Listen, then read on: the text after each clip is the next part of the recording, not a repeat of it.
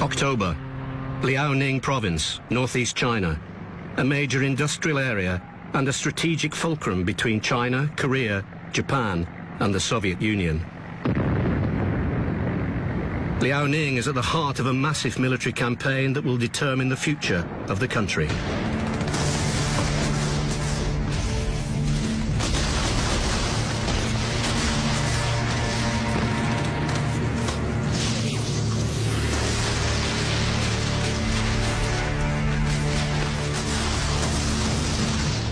After months of ferocious fighting in Changchun and Shenyang, Chiang Kai-shek's army and the city's civilian populations are totally surrounded. Mao, now in his mid-50s, issues the chilling order: turn them into cities of death. His military commander in the campaign is Lin Biao, Mao's most trusted general. Here on the right, shot by a combat cameraman in this recently unearthed 35mm colour film, he reports back to Mao on the success of the order. The blockade has produced remarkable results and has caused great famine. The civilians are living on leaves and grass. Many have died. On the front line, we have placed a sentry every 50 meters. Plus barbed wires and ditches. Any who got out were forced to return. Some knelt in front of our men, begging to be allowed to go. Some put their babies down in front of our troops and turned back. Some hanged themselves there and then. A communist PLA veteran is witness to the suffering. When we saw so many people dying of hunger, we weren't shocked. We had been in and out of piles of corpses, and our hearts had been hardened. We were unmoved. But when we moved into the city and saw what it was like, we were devastated.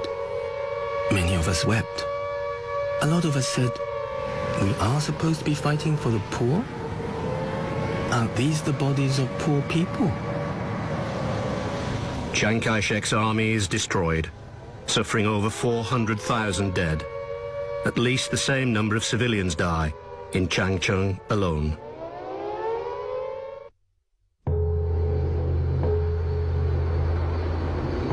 (1948). China's civil war has reached a critical stage. Mao knows that to win, he must rely on deserters from Chiang Kai-shek's nationalist army.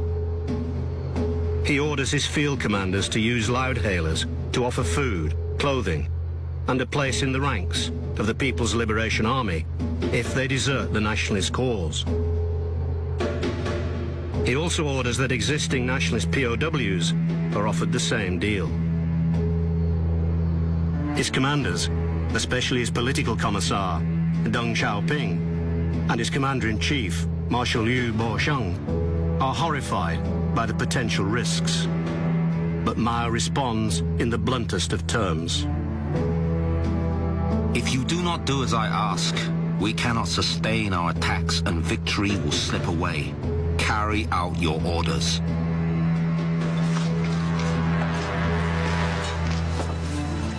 Late December 1948, Kalgan, now known as Jiangjiakou, Hebei Province, northwest of Beijing.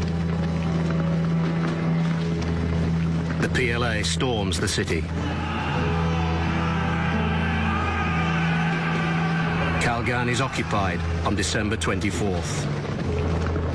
A series of battles across several provinces is underway, involving over 7 million men, including over 5 million armed peasants, fighting for the PLA.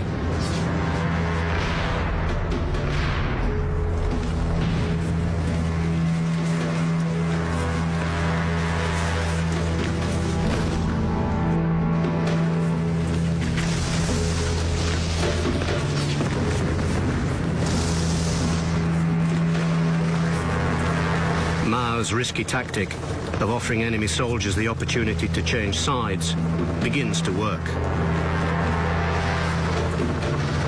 Many of Chiang Kai-shek's men, including some of his senior commanders, begin to surrender.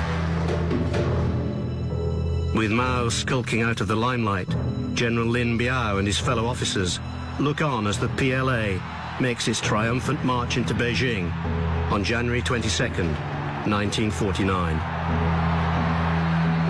From behind the scenes, Mao soon begins to assert the supreme authority of the state and introduces strict censorship laws. By late March 1949, fighting has broken out in Taiyuan in Shanxi province.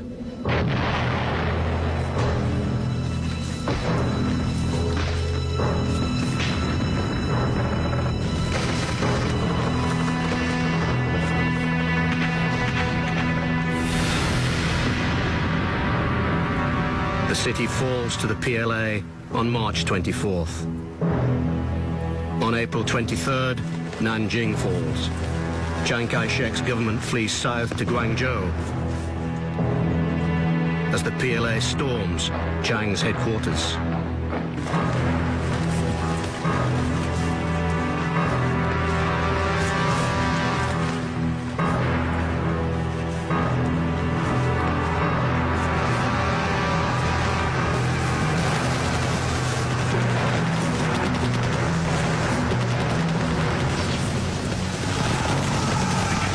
Battles rage all over China as Mao's PLA comes close to total victory.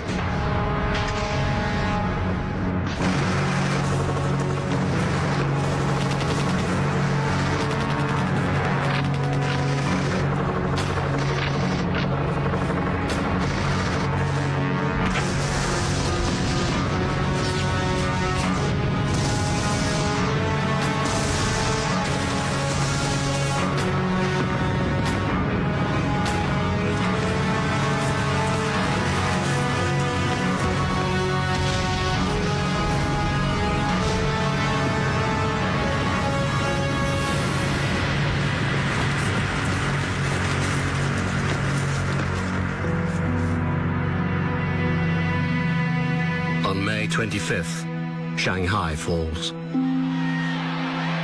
The PLA is welcomed into the city as conquering heroes. Zhou Yimin watches as the huge parade passes her home. We were so excited. Everyone was celebrating.